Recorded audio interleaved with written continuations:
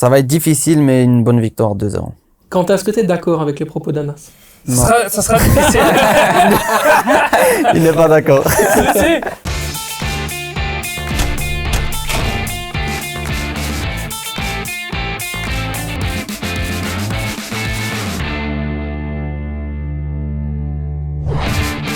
Parler ballon sérieusement, sans se prendre au sérieux, même pendant l'Euro, ça arrive. Bienvenue dans un nouvel épisode spécial Euro, bien sûr, vous l'aurez compris, du Football Time. C'est un bonheur d'être avec vous. On va se suivre, évidemment, pendant toute la période de la compétition internationale. Ça va être magnifique. Et puis, comme d'habitude, pour être à mes côtés pour aborder toute une série de sujets, mes chroniqueurs, tout aussi piquants que délicieux. Je vais commencer par Xavier. Comment ça va? Oh, ça va pas mal et toi, ça fait Très bien. Juste avant l'Euro, c'est parfait. On est bien, hein. Voilà. On est bien, ça fait plaisir. Je sens cette excitation monter.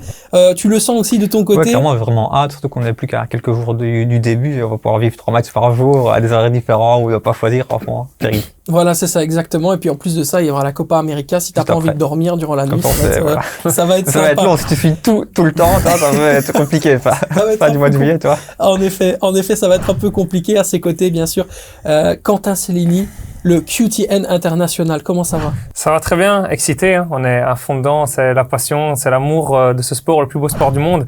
L'Euro qui commence, wow, ça va être incroyable, j'ai hâte. Ça va être absolument incroyable. Incroyable aussi, c'est l'épisode d'aujourd'hui. Et bien sûr, notre invité, on va le présenter. Il est exceptionnel. C'est quelqu'un que j'apprécie énormément. Ça me fait plaisir vraiment qu'il ait pris le temps de venir dans le Football Time international marocain. Bien sûr, il a disputé la Coupe du Monde en 2022 avec les Lions de l'Atlas et puis joueur important également du club de Burnley, Premier League, Championship. Ça aussi un petit peu entre les deux. Bonjour Anas Zarouri. Bonjour, ça va? Ça va, ça me fait très plaisir que tu sois là. Merci beaucoup d'avoir pris ce temps.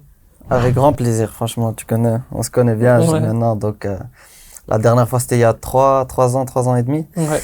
Donc non, je suis très content et honoré d'être là aujourd'hui. Bah ouais, écoute, on a pris le temps de discuter un petit peu en coulisses et de reprendre un petit peu C'est ça. contact. Je me disais, c'est fou, t'as beaucoup évolué, je trouve. Toi aussi, t'as cette réflexion sur toi-même? Oui, c'est ça, surtout cette dernière saison maintenant qui vient de se finir. J'ai beaucoup appris et j'ai pris en maturité. Peut-être pas assez, parce que c'est pas encore fini, donc non, mais ça va beaucoup m'aider. Et bon, t'as vécu une saison qui était relativement particulière. T'as la saison, bien sûr, une partie qui était un peu plus compliquée du côté de Burnley. Puis t'as la deuxième partie où là, vraiment, t'as beaucoup joué du côté de Hull City en prêt. Comment tu définirais ta saison si tu dois donner un mot en termes, quand tu réfléchis, tu dis, OK, est-ce que ma saison, c'est ça? Comme tu dis, c'est une saison particulière. Ça veut dire, si on doit comparer avec la saison que j'avais juste avant, c'est une saison où j'ai beaucoup appris, niveau combativité, des aspects différents que j'avais pas encore vus dans le foot. Donc j'ai beaucoup appris. J'étais déçu d'entrée. J'avais peut-être je pouvais personnellement aussi mieux me préparer pendant la préparation. Après, avec les premiers matchs où je prends la carte rouge, je me tire une balle dans le pied directement, et après, avec tout ce qui suit, l'équipe qui prend pas beaucoup de points, beaucoup de rotation, tu vois, moins de temps de jeu, et tout ça fait que je devais faire appel à d'autres aspects que uniquement le foot. Et c'est ça ce que j'ai fait durant surtout les 6 premiers mois. Et après, avec surtout la patience aussi jusque janvier, je me devais aller demander plus de temps de jeu. Et c'est pour ça que j'ai été pour demander un prêt, même de 6 mois, juste pour retrouver le ballon et le plaisir de jouer au foot. Et c'est pour ça, donc... Mais c'est aussi quelque chose qui t'a permis de grandir. Tu vois, tout à l'heure, on commence en disant « j'ai grandi, j'ai pris en maturité ». Ça, c'est des périodes qui forcément te donnent à réfléchir. Tu as le temps de cogiter un peu sur ta saison et aussi de te dire « ok, qu'est-ce que je fais comme choix? Comment est-ce que je procède pour passer l'étape supérieure? Comment aussi, quelque part, j'arrive à gérer ma frustration, quoi ?» Ouais, bien sûr, parce que je veux dire, quand tout se passe bien, c'est facile, tu joues ton foot, c'est très bien, c'est facile, mais c'est là quand ça commence à devenir dur, t'es en manque de temps de jeu. Et comme je dis, moi je suis un homme heureux du ballon. Ça veut dire qu'une fois que tu me l'enlèves, je vais tout faire pour jouer. C'est ça quand je dis qu'on fait un appel à d'autres aspects, c'est, tu vois, la combativité, les préparations, tactiquement, rester régulier dans les courses, pas uniquement avec la balle et tout, défensivement, etc. Et c'est juste sur ça que tu commences à te découvrir aussi et à essayer de t'améliorer sur ces aspects-là qui vont être bénéfiques, surtout pour les 10 prochaines années, tu vois. Et voilà, et c'est pour ça qu'on a fait appel pour aller faire un prêt à Hull. Aussi, c'était une autre histoire. T'arrives au milieu de saison, la Championship, ça va très vite. J'arrive le jeudi, donc je signe jeudi. Vendredi, entraînement. Samedi, je commence le match. Donc, mardi, samedi, tout ça. Donc, ouais, donc voilà. L'intérêt aussi de cette émission, c'est de connaître un peu plus qui tu es. Moi, ça m'intéresse vraiment. C'était le but aussi de Shanus la première fois qu'on t'a rencontré. Là, je l'ai dit, je trouve que tu as vraiment beaucoup évolué en tant que personne. Est-ce que tu as un plan de carrière? Est-ce que tu as quelque chose qui est défini? Est-ce que peut-être tu as écrit quelque chose en disant je veux faire ça, ça, ça? J'ai des étapes que je veux passer. Il y a des trucs dans ta tête? Oui et non. Ça veut dire que, bien sûr, j'ai des objectifs que j'ai envie d'atteindre. Je vais même pas dire quel club ou quoi. Bien sûr, j'ai un rêve d'enfant, c'est de jouer au Real Madrid. Tu vois, mais au moins c'est clair, voilà, c'est annoncé. Au moins c'est clair, voilà. Surtout avec cette année ce qu'ils m'ont montré. Donc ouais. Non, c'est un rêve, mais je veux dire, il y a ça et le côté réaliste qui est le marché, qui est le foot en général. Mais après moi de mon côté, mes objectifs, c'est j'ai envie d'arriver à la fin, d'avoir montré 100% qui est Anas Zaroury et de pas avoir des regrets quelque part ou quoi que ce soit. Donc là, en un an, j'ai pris beaucoup en maturité, comme j'ai dit, combativité, etc.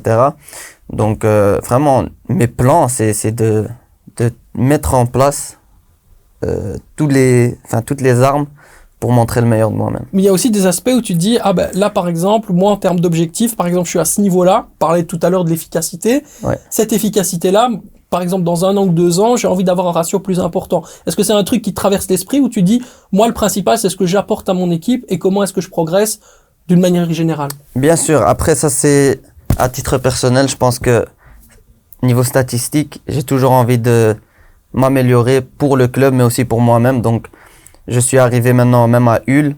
J'ai joué des bons matchs, j'ai marqué 2 buts. Donc, j'essaye de toujours m'améliorer sur ça parce que je sais qu'aujourd'hui, c'est ça qui est le plus important, c'est de gagner les matchs tout simplement. Donc, aussi niveau statistique, je sais que il y a du travail. Oui, parce que quand même la trajectoire, parce qu'on se rend peut-être pas compte nous comme ça, parce qu'on se dit tiens, c'est extraordinaire, c'est fulgurant, ça va très vite. Mais c'est Lommel, Charleroi, Burnley, un passage en prêt à Hull. C'est quand même, tu sais, ça va très vite quoi. Il faut pouvoir aussi avoir les épaules relativement solides.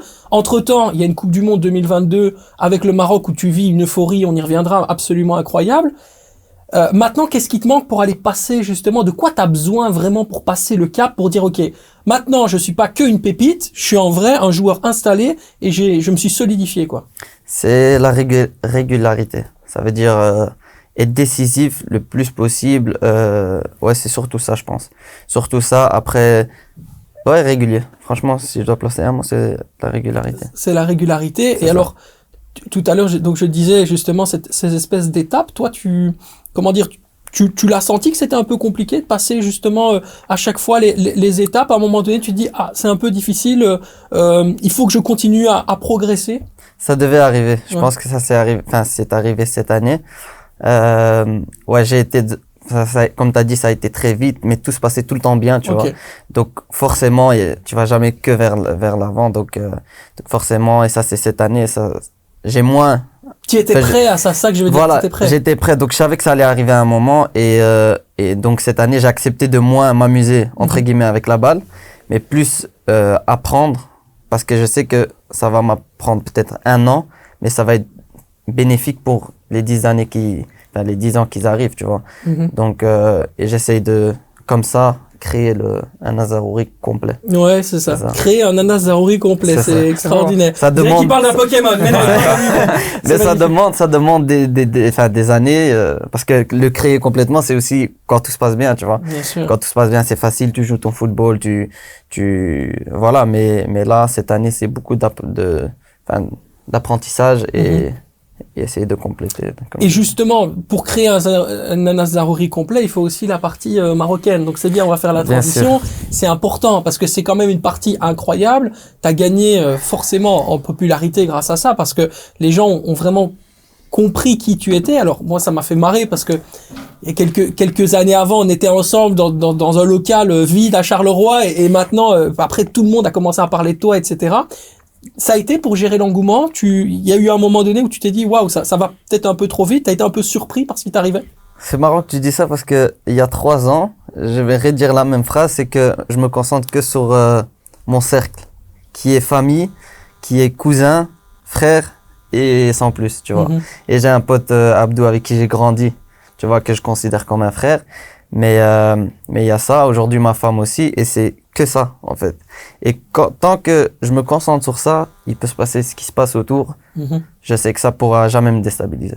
Et avec le Maroc et cette équipe de Walid Regragui, est-ce que tu penses avoir, parmi tous ces joueurs incroyables, parce qu'il y a des joueurs fantastiques au Maroc, une qualité que toi t'as décelée, tu dis, ça par contre c'est quelque chose qu'il n'y a pas dans le groupe, et moi, si j'amène ça, ça va apporter un plus à l'équipe?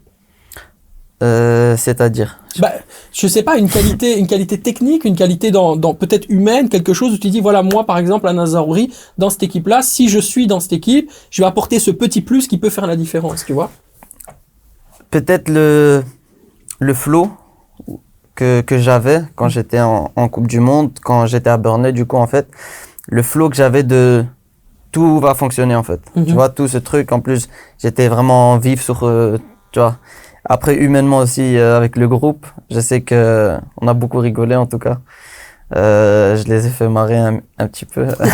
Ah, en fait, t'es un clown dans la En fait, non, ouais. Mais non, et je pense que la totalité est juste cette fraîcheur, peut-être que j'ai essayé de ramener, en tout cas. Ouais, je comprends effectivement. Puis ça s'est senti aussi, Quentin. Cette équipe du Maroc, elle nous a fait rêver. Et puis je pense qu'avec les qualités d'Anas, il y a une grosse concurrence. On l'a dit, Amin Harid, Bilal Khanous, il y a des joueurs incroyables justement qui jouent à la même position que Anas, mais il a quelque chose à jouer dans cette équipe. Bien sûr, il est très très jeune, on en parlait en off, c'est encore 23 ans à l'heure actuelle, donc il y a encore un énorme potentiel à avoir. Je pense que le plus important, ça va être vraiment de s'instaurer en tant que titulaire indiscutable dans un club, que ce soit un club qui joue une compétition européenne ou autre, aussi se montrer comme ça, que ce soit même une Conference League, une Europa League ou la Champions League avec un club un peu moins huppé que les Real Madrid et tout, mais se montrer et montrer qu'il sait enchaîner les matchs. Donc enchaîner tous les week-ends les matchs et tout, ça peut être un réel plus, et c'est aussi comme ça qu'il va gagner tout en maturité, en connaissance, et jouer plus de matchs et plus de compétitions possibles et tout, ça peut le faire que progresser. Donc je pense que ce sera la prochaine étape. Ouais, il y a un truc que je voulais absolument aborder avec toi, je t'en ai parlé, c'est ce moment d'émotion après le match face à l'Espagne.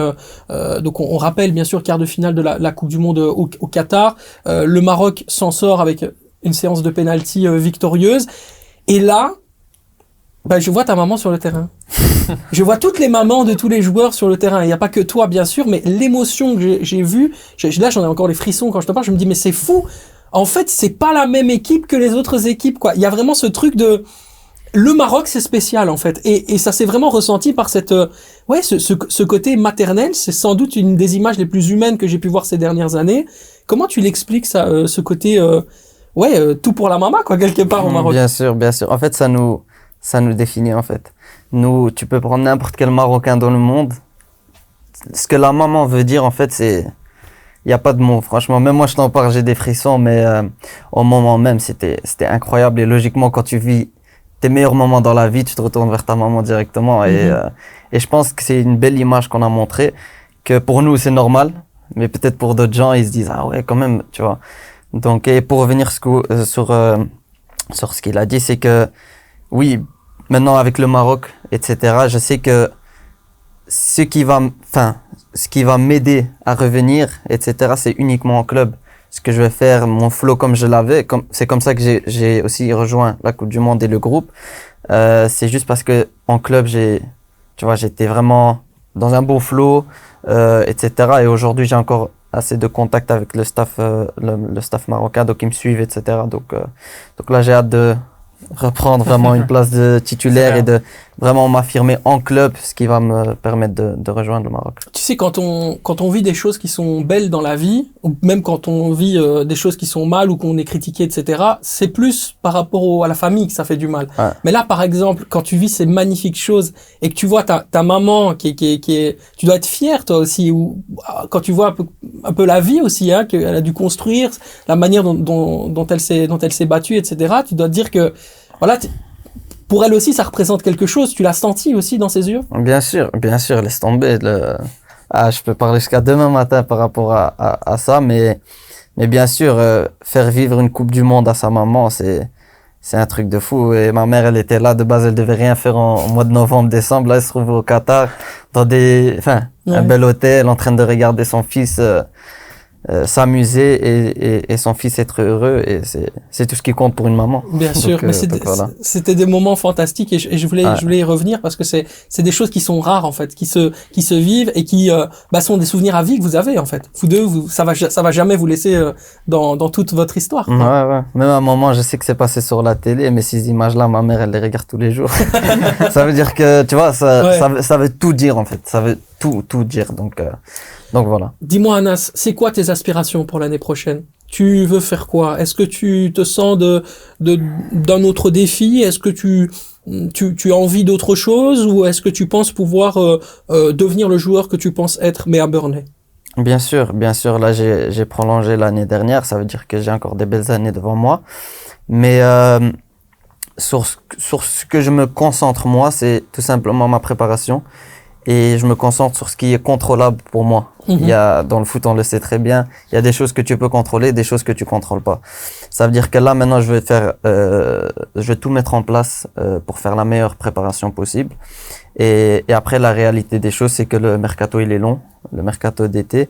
Et on verra ce qui va se passer. De toute façon, moi, je suis ouvert à toute proposition, toute possibilité. Donc voilà, mais je sais que je me concentre sur ce que je peux contrôler. Tu l'as vu comment le départ de Vincent? Parce que ça m'intéresse, parce que c'est quelqu'un qui te voulait. Il a voulu absolument que tu viennes. Il a tenu à ça, il comptait sur toi. Pour lui, tu étais vraiment, et je parle en connaissance de cause parce que j'avais suivi ton dossier à l'époque, un profil unique. Le fait qu'il soit parti, est-ce que ça change des choses dans ton esprit? On peut pas rester lié à un coach dans le foot, donc ça veut dire que Kompany, il a été très important pour le club de Burnley. Il a ramené cette spectacularité, ce style de jeu. Ça veut dire qu'il a fait ça très bien avec le groupe. Il a ramené pas mal de joueurs. Mais voilà, le coach, on le connaît, il est très ambitieux et il met tout en place pour atteindre lui aussi dans sa carrière d'entraîneur le meilleur. Ça veut dire que là, ça a fait du bien à Burnley aussi. Mais Burnley reste un club qui va se débrouiller dans tous les cas, tu vois. Donc voilà, on a vécu des belles années, un peu moins maintenant cette année, mais chacun a ses ambitions et chacun fait... Moi, je comprends. Très bien, il sera au Bayern Munich. Peut-être il va te ramener au Bayern, mais on sait pas. Je te le souhaite en tout cas. Ce serait fantastique que tu puisses jouer au Bayern Munich. C'est quand même un des plus grands clubs du monde. Non, mais évidemment, blague à part, qu'est-ce qui t'a appris le plus, Vincent? Quand tu étais avec Vincent, qu'est-ce que tu vas retenir le plus de lui en tant que coach? C'est que je vais jamais oublier ça. C'est qu'il faut jamais avoir il appelle ça un roller coaster d'émotions. Ça veut dire que quand tout se passe bien, faut être content, mais pas trop. Et quand ça se passe mal, faut pas être trop dégoûté. Il faut rester sur une ligne progressive, sans de très haut et très bas, tu vois. Et je pense que ça, à force de l'apprendre de sa part, dans ma vie, je l'applique aussi. Et je sais que ça m'aide beaucoup.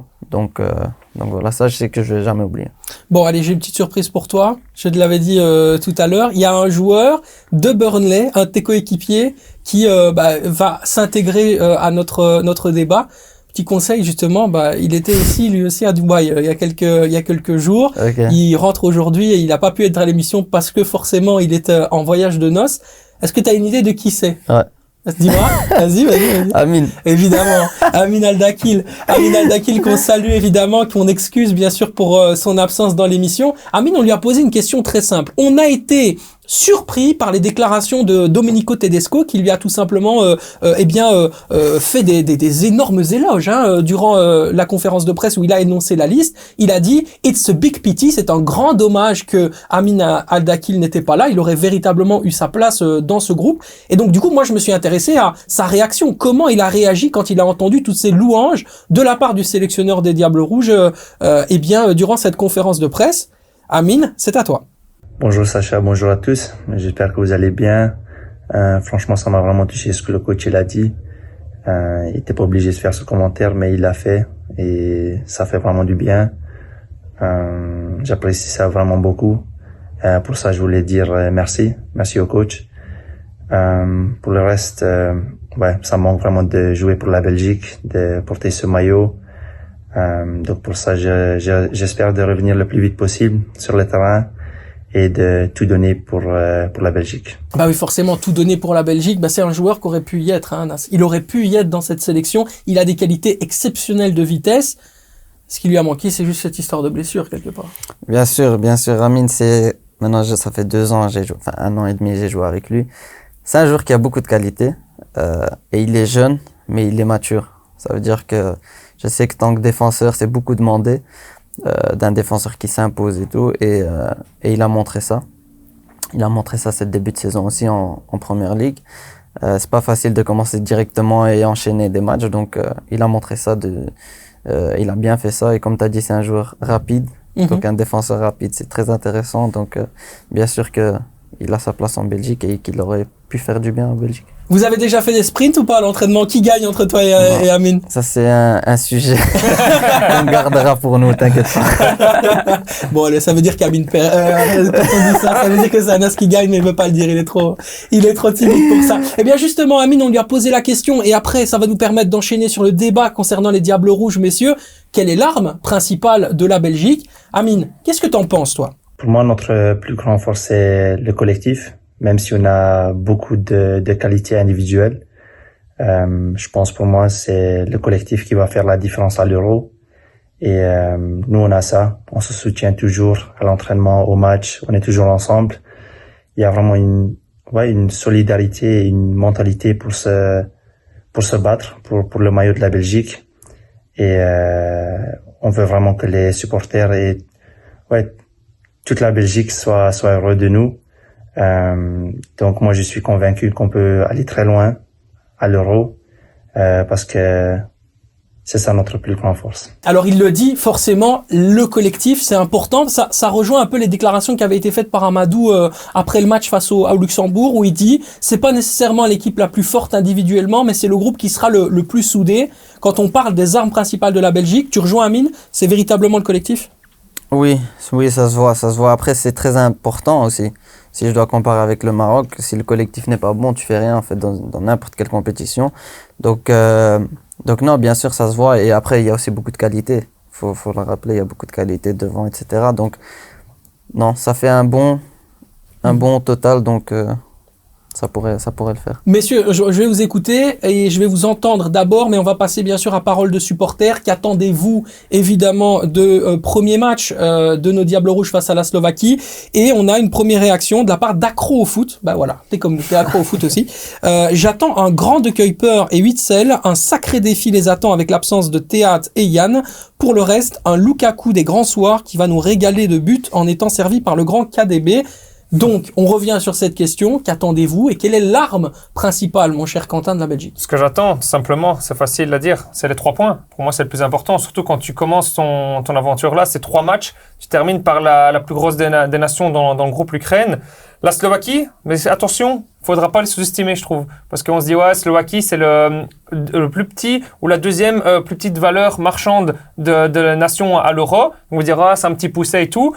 Mais attention, parce que je trouve que c'est quand même une solidité défensive. Il y a quand même Skriniar en défense. T'as le gardien qui joue en Première Ligue. T'as Anko qui fait une saison incroyable avec le Feyenoord. Il faudra pas les sous-estimer. Donc, ce que j'attends, c'est les 3 points. Et rassurer aussi, surtout dans le secteur défensif, parce que tous les Belges, on est quand même inquiets dans ce secteur défensif, donc c'est tenir le clean sheet et prendre les 3 points.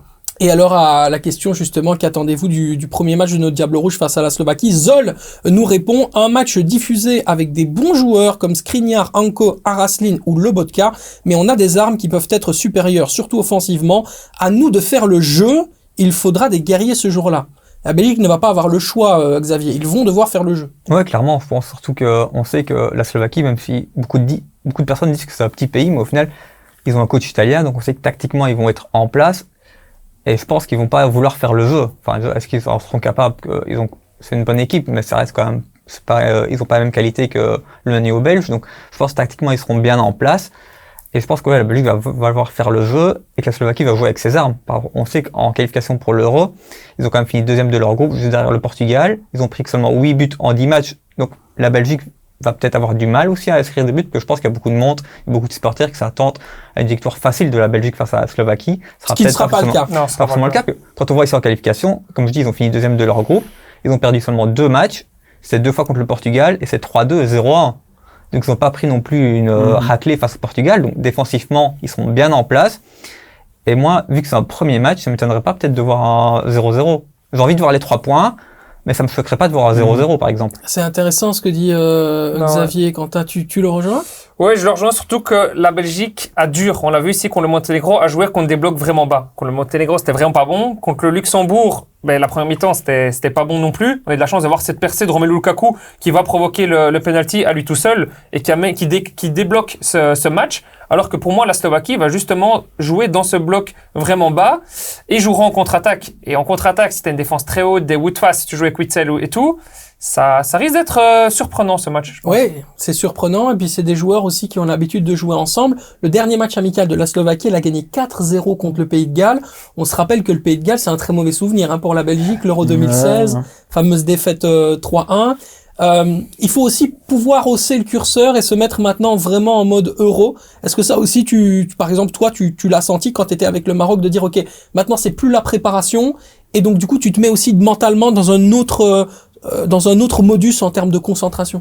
Oui, bien sûr, je pense aussi le premier match de la compétition, c'est très important, parce que c'est soit, comme il dit, tu fais un 0-0, directement tu te dis, OK, là, faut se réveiller, il n'y a plus le temps. Surtout dans des compétitions comme ça, où tu as 3 matchs de poule, et puis c'est la ligne droite. Donc je pense que le premier match va être très important, et surtout si tu peux le gagner avec vraiment 2-3 buts de différence, que ça soit contre la Slovaquie ou qui que ce soit, ça va directement te lancer dans une bonne dynamique et que ça reste le plus longtemps possible dans la compétition. Et toi, tu connais un peu les joueurs, tu vois un peu l'équipe. Anas, qu'est-ce que tu penses? Est-ce que il faut attendre l'équipe de la Slovaquie, ou alors il faut faire le jeu et il faut ne pas avoir peur, même quitte à s'exposer en contre? Qu'est-ce que tu Je vois? pense qu'ils font un peu des deux. Ouais. Parce que des fois, il faudrait aussi laisser la balle un peu à la Slovaquie, parce qu'ils ont l'habitude de défendre. Si tu leur laisses la balle, ils sauront pas quoi trop faire. Donc peut-être ça va un peu les déstabiliser, et puis là, presser et aller marquer un but. Ça pourrait aussi directement d'entrée de jeu les faire comprendre que voilà, la Belgique est là pour gagner. Donc je pense que ça serait bien. Donc trop garder la balle, je pense pas que c'est une bonne idée contre la Slovaquie. Donc ça c'est mon avis. Voilà, donc toi tu pars plus sur une victoire de la Belgique, alors si je te comprends bien. Oui. Tu partirais victoire légère, pas quelque chose de grandiloquent. 2-0. 2-0 quand même. 2-0. Mais limite. Donc peut-être ils pourront marquer un 2-1, mais ça va rester un 2-0. Donc ce sera pas un match facile, je veux dire, tu rejoins ce que Xavier a dit. Voilà, ça va être difficile, mais une bonne victoire 2-0. Quentin, est-ce que tu es d'accord avec les propos d'Anas? Ça sera difficile. Il n'est pas d'accord. Si, ça sera un match difficile, oui. Mais non, victoire 2-0. Bon, en vrai, mon cœur le dit, je l'espère, clairement. Mais ça reste possible, oui. Je vois peut-être plus un 1-0. Parce que franchement, défensivement, je pense que les Slovaques vont être costauds. Et je pense que les Slovaques vont jouer le match nul. Les Slovaques vont vraiment jouer le 0-0 et essayer de jouer leur qualif contre la Roumanie, qui est vraiment un peu du même niveau que eux. Donc, si ils font un match nul contre la Belgique et qu'ils gagnent contre la Roumanie, ils ont 4 points, ils sont sûrs de passer. Mais est-ce que c'est pas justement la Slovaquie qui est l'adversaire le plus redoutable de ce groupe? Non, c'est l'Ukraine. Tu penses à l'Ukraine? L'Ukraine, franchement, quand tu vois des Mudryk, ils ont vraiment... Lounine en gardien. Lounine en gardien, et t'as même encore un Troubin qui est même pisté par Manchester City comme deuxième gardien, qui est le gardien de Benfica. Non, franchement, l'Ukraine a vraiment un très bon groupe qui peut être surprenant. Moi, je ne vois pas forcément gagner contre l'Ukraine. Maintenant, si on a 6 points là... c'est pas grave, on peut même perdre, leur laisser la première place et éviter la France en quart en soi. Donc, ça pourrait être intéressant. Maintenant, pour revenir, je pense que la Slovaquie est à ne pas sous-estimer, mais l'Ukraine, pour moi, est meilleure. Et la Roumanie, pour moi, est le moins fort des trois. Donc, 2-1, 1-0 et 1-0 aussi. 1-0 aussi. 2-0. 2-0. Non, mais t'as dit, ça pourrait Non, faire non, un non, 2-1. J'entends ce que tu dis en général. Ok, vas-y. On reste quand même vigilant, mon cher Anas. Ok, vas-y. Bon, on va rester sur le 2-0. Je te fais plaisir, pas de problème, mon frérot, on fait comme ça. Les moments forts de la semaine maintenant, bien sûr, avec le groupe B. Le groupe B important parce que c'est quasiment le groupe de la mort, en fait, hein, Anas. Il y a le premier match Italie-Albanie. Et puis, il y aura Espagne-Croatie. C'est lequel qui va être la victime de ce groupe pour toi? L'Italie. Tu penses que l'Italie va trépasser? Attention, il y a toujours les meilleurs troisièmes hein, dans la c'est ça, configuration. mais je pense que l'Espagne et la Croatie, surtout la Croatie ces dernières années, je pense que c'est eux pour moi qui vont avoir le plus facile entre guillemets dans ce groupe-là. Ils sont vraiment très solides et après l'Espagne, ça va être au-dessus de l'Italie. C'est mon avis. Ouais, mais c'est ce qui t'avait le plus impressionné, peut-être quand vous avez joué ce fameux match. Ils sont stables. En fait, la Croatie, c'est pas des grands joueurs mais ils sont très stables. Ils sont très efficaces, quoi. Ouais, parce que il y a cette expérience aussi, hein, c'est ça. avec un Luka Modric qui joue à 50%, mais on a l'impression que c'est 100% pour les autres. Voilà, ce que je veux dire. ça. Quand les autres ils jouent à moitié, lui il est à 100%. C'est exactement ça. C'est un vrai génie. Ce groupe de la mort, attention, t'as entendu l'Italie peut-être vaciller dans le groupe B. Qu'est-ce que t'en penses, Quentin? Moi, je suis d'accord avec Anas sur ce qu'il disait sur la Croatie, parce que j'en ai déjà parlé précédemment dans les émissions. Pas tout le monde n'était d'accord avec moi, mais la Croatie, pour moi, est une nation qui est trop sous-estimée et qui continue à performer. Faut pas l'oublier que si ça a été loin dans les dernières compétitions, donc c'est une nation clairement qui peut être la surprise de ce groupe. Mais pour moi, honnêtement, c'est l'Albanie qui va vraiment sauter et les trois devraient clairement jouer le jeu parce qu'ils vont la jouer tous de manière intelligente, je pense. Ils vont tous gagner contre l'Albanie et puis après même ils vont faire des matchs nuls entre eux, donc ils vont être à 4 points et donc ils vont pas prendre de risque de perdre l'un contre l'autre. Et pour moi, ils vont jouer cette troisième place, assurer cette troisième place, comme faut pas l'oublier, c'est que le Portugal a gagné l'Euro en étant troisième et en n'ayant gagné aucun match, en ayant 3 points. Donc, si l'Albanie arrive à accrocher une nation, c'est finito pour cette nation-là. Donc, l'Italie a le match le plus important, limite de son Euro. C'est le premier. Ici, samedi, contre l'Albanie. Ils gagnent. Pour moi, l'Italie, ils sont safe. Et l'Italie va gagner ou pas, Xavier? Ouais, elle va gagner. Obligé. C'est bien. Le nationalisme. Le patriotisme. Allez, explique-moi un peu plus. Non, c'est vrai que déjà, il commence par le match, on va dire, le plus simple du groupe, parce que même si on dit que c'est le groupe de la mort, c'est vrai qu'il y a quand même les 3 premiers quasiment qui passent. L'Albanie, ça reste quand même une petite nation. Ok, ils ont fini premier de leur groupe pour les qualifications, mais quand tu vois le groupe de qualification qu'ils avaient, c'est un peu logique d'être qualifié. C'était déjà un groupe de 5, pas de 6. C'était Albanie, République tchèque, Pologne, Moldavie, îles Féroé. Et les 3 premiers, ils sont qualifiés. Enfin, donc c'est logique de se qualifier. Je pense qu'ils sont quand même clairement en dessous des 3 autres nations. Et je pense que l'Italie, elle doit entamer son Euro de la meilleure des façons. C'est le premier match, ils vont être frais. Ils ont pas besoin de calculer à ce moment-là. Il faut juste prendre les 3 points. Il n'y a pas de raison. Moi, je vois même comme lors de l'Euro 2020, ils ont commencé par la Turquie au premier match, ils ont mis à 3-0 et puis ils étaient lancés. Et moi, ça ne m'étonnerait pas de voir le même score ici pour Italie-Albanie. Oui, c'est vrai qu'Albanie qui a un sélectionneur italien d'ailleurs, donc il connaît. Il y en a beaucoup quand même à l'Euro. Exactement. La culture du football, ça passe un peu aussi par l'Italie. C'est ceux qui ont inventé vraiment la culture de comment est-ce qu'on entraîne. Il y en a au moins 4, toi, que j'ai en tête là. Voilà, c'est incroyable. Tu les as en tête? Est-ce que tu as les noms? Il y a celui de la Slovaquie. Ouais. J'ai plus son nom. Il y a Montella en Turquie. Il y a ici celui de l'Albanie. Et celui d'Italie. Et celui de Luciano Spalletti, effectivement. Peut-être plus des autres qui se cachent. Non mais t'as des scores à moitié, toi, déjà. C'est ça. Il est né à Rossano. Voilà, toi. Du côté de la Calabre, donc ça peut marcher. Bien que dans son identité, c'est plus en allemand. Voilà. C'est bien plus en allemand. L'équipe de France, maintenant, important l'équipe de France. Pourquoi? Parce qu'il y a quand même un match qui est très important. Parce que l'Autriche, c'est véritablement un adversaire très important qu'il ne faut pas du tout négliger. Qu'est-ce que t'en penses, toi, Anna? Cette équipe de l'Autriche peut-elle renverser complètement tous les pronostics et battre la France dès le premier match, les prendre à froid comme ça? Non. Franchement, non. La France, ils sont très forts. Ils sont très forts maintenant parce que la France, ça fait déjà des années qu'ils sont toujours au top. Mais peut-être pas aller de là à dire qu'ils vont gagner la Coupe d'Europe, mais contre les Autriches, etc., ça va être facile, quoi. Tu penses que ça va être vraiment facile? Ils vont tourner. Et là, Quentin, évidemment, n'est encore pas d'accord avec toi. Non, j'étais d'accord avec la Croatie. il était d'accord. Ah, je suis C'est vrai d'accord. que vous Mais étiez d'accord. Là, je suis Non, pas d'accord, franchement. non. Non? Non, parce que pour moi, l'Autriche, on les sous-estime beaucoup trop. Ici, les 5 derniers matchs qu'ils ont joués, c'est contre 5 équipes qui sont à l'Euro, 4 victoires, 1 nul. Donc, un vaincu contre 5 nations qui sont à l'Euro. Et c'est quoi? C'est 6-1 contre la Turquie? C'est 2-0 contre l'Allemagne? C'est quand même pas rien, tu vois. Je trouve, on parle de collectif, mais pour moi, l'Autriche, ils ont ce collectif. Et ils ont des bons petits joueurs aussi. Donc, je pense qu'ils peuvent aller chercher un match nul contre la France. Pas gagner, mais ils peuvent aller chercher un match nul. On parle de collectif et l'Autriche, ils ont ce collectif. C'est quand même une phrase importante qui résonne parce que ça correspond à ce que tu disais tout à l'heure concernant la Belgique. T'as pas envie de changer d'avis, Anas? Non, je change pas d'avis. Reste sur La France, ils vont gagner. La France, quand la compétition commence, c'est une autre France, donc non. Mais Ils on vont les gagner. voit aussi qui peuvent perdre des points. On l'avait vu durant la Coupe du Monde, notamment contre la Tunisie, quand l'enjeu est beaucoup moindre et qu'on fait tourner. Est-ce qu'ils ont une équipe A et puis une équipe B? C'est ça aussi qui peut être le souci de la France, si par exemple il y a des blessés, etc. C'est possible, mais maintenant, si l'Autriche, par exemple, c'était le 3e match de poule, peut-être là, je l'aurais rejoint. Ouais. Mais premier match comme ça d'entrée, non. Non. Non. On va avoir le Mbappé du Real Madrid qui va venir éteindre un petit peu tout le monde.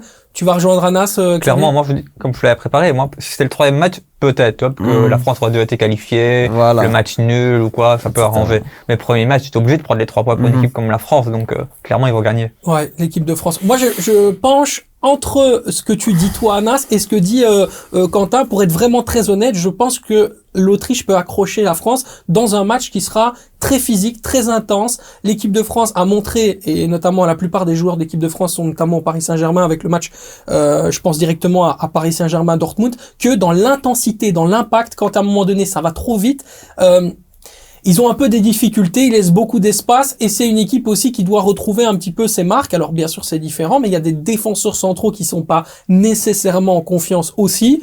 Un Upamecano par exemple en défense centrale, je ne le trouve pas à 100%. Il sera titulaire dans la charnière de Didier Deschamps, donc ça peut être aussi quelque chose à jouer.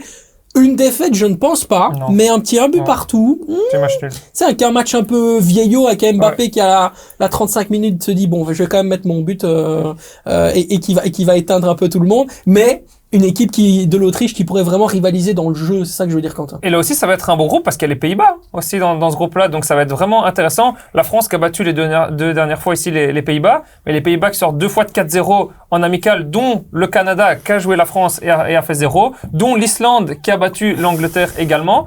Les Pays-Bas, je pense que la France a vraiment ce petit avantage par rapport à eux, c'est de les avoir battus 2 fois récemment. Donc ça, c'est le petit déclic pour la France, mais ça peut être une rencontre très très intéressante et l'Autriche peut être un trouble-fête de ce groupe. Mais les qualifs par rapport à la compétition, c'est quand même très différent. Oui, exactement, mais même la France, même en qualif, est déjà meilleure que les Pays-Bas et en compétition, là je rejoins Anas que la France, sont vraiment en mode warrior. On en discutait en off, Deschamps, là-bas, lui, il va une chose, c'est pour gagner, c'est une mentalité de vainqueur. Il a vraiment inculqué sa mentalité à ses joueurs et c'est ce qui fera la différence, notamment s'il joue contre les Pays-Bas. Donc Anas, dans ce groupe de l'équipe de France, forcément les Bleus seront leaders pour toi. Et ensuite, qui va chercher la 2e, la 3e et forcément qui ira chercher la dernière place. Je répète, dans le groupe Autriche, Pays-Bas, Pologne. Je vois que tu doutes, hein. Je vois que tu doutes, ça veut dire que ça sera pas facile. Non, mais non, la France d'office d'office en première place. Après, je pense que ça va se battre entre les Pays-Bas et l'Autriche. Donc, parce que non, franchement, l'Autriche, je rejoins que c'est une équipe, voilà, qui sont en place et tout. Maintenant, pas contre la France, mais contre les Pays-Bas et d'autres nations. Je pense qu'ils pourront faire quelque chose. Mais ça va se jouer à peut-être un point après. Ouais. Ou même les buts de différence, peut-être, on sait pas.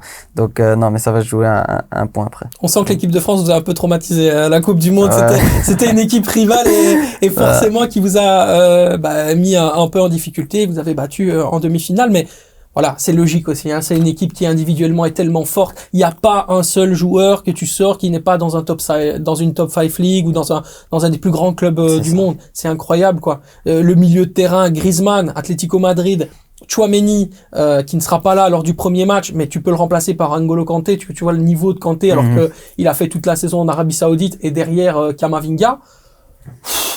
T'es à l'aise. Mais il y a personne en fait qui a ce milieu de terrain là, Anas. Oh, le C'est ça. Portugal. Hein.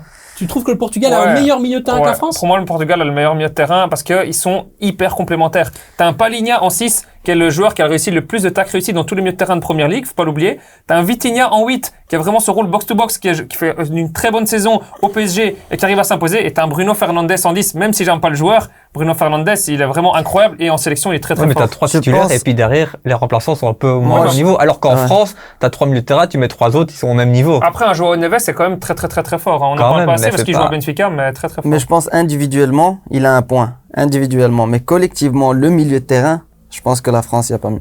Ouais, mais individuellement. Individuellement, peut-être, ouais, mais ça, c'est pas le foot, ça. Donc, c'est bien. Mais je pense que collectivement, milieu de terrain, il n'y a pas plus solide que la France. Allez, je vais vous servir un verre de thé après l'émission, comme ça vous allez pouvoir continuer ce débat-là, ça va être sympa, ça va être mignon. On termine avec l'Angleterre. Bien sûr, pour terminer l'émission, il fallait parler de la sélection de Gareth Southgate. Pourquoi? Parce que toi, forcément, tu as vécu en Angleterre et tu vis en Angleterre.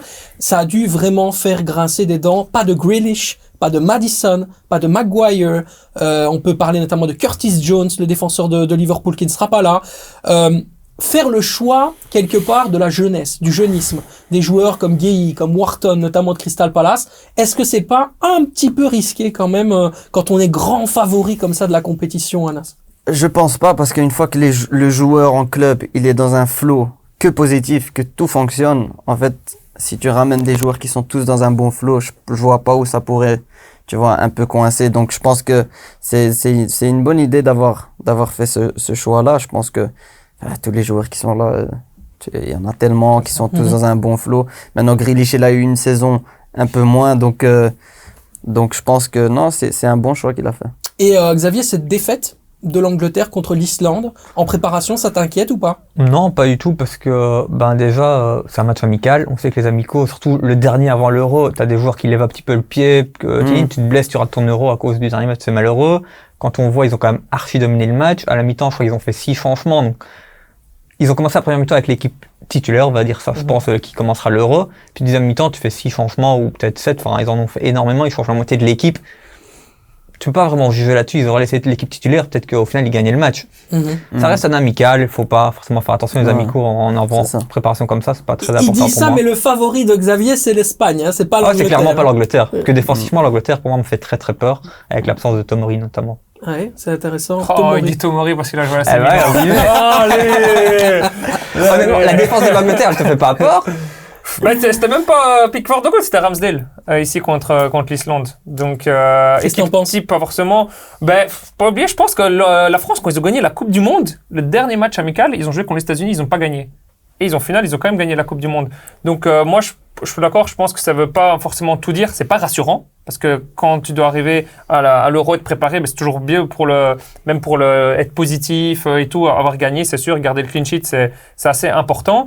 Mais sinon, pour moi, ils ont quand même un très gros effectif. Là, je rejoins Anas, ils ont quand même des joueurs. T'as Jude Bellingham qui gagne la Ligue des Champions, t'as Foden qui l'a gagné dernière, t'as Kane qui joue au Bayern de Munich, t'as des gros joueurs quand même. Donc, t'as Rice qui sort d'une excellente saison avec Arsenal. Donc, ils ont de l'expérience malgré que ça soit quand même assez jeune. Il y a de l'expérience dans cette équipe, des joueurs qui connaissent les grandes compétitions et les grands matchs. Donc, l'Angleterre sera quand même très intéressante. Ok, l'Angleterre sera intéressante, mais pas ton vainqueur final.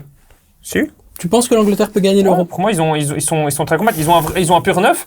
Et quand derrière, tu peux mettre un Saka, Foden, Bellingham, excuse-moi, mais ce quatuor-là, c'est quelque chose. Hein. C'est vrai. Je t'ai pas posé la question, Anas. Qui va gagner l'Euro? L'Allemagne. L'Allemagne, je suis d'accord avec toi, je te serre la main. Merci beaucoup, monsieur. Je suis tout à fait... Tu vois, ça, c'est des gens, tes bons amis.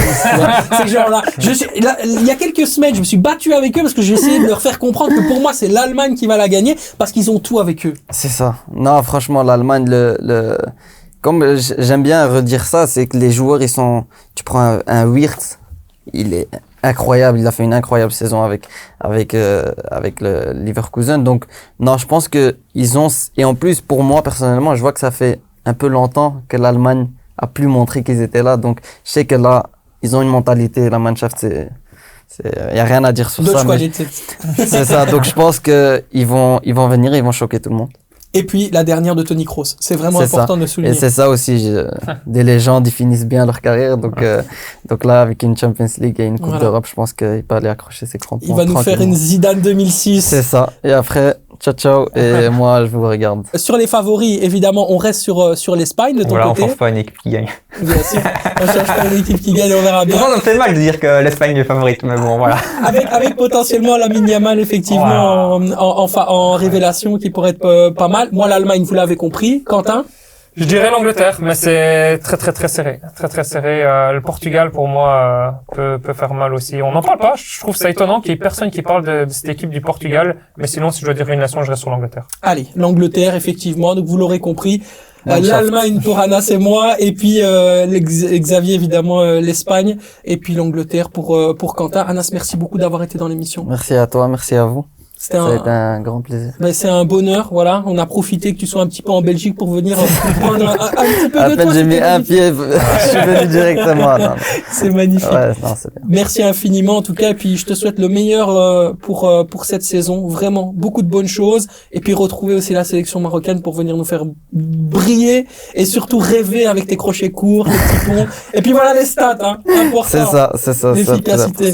Un grand Les stats, merci. rien. Un grand merci. Merci beaucoup Anas. Merci à vous de nous avoir suivis. C'est que le début de cette spéciale Euro dans le Football Time. On se retrouve très très rapidement avec encore un nouvel invité et encore plein de surprises à vous révéler. À très vite. L'Euro nous commence. Yes.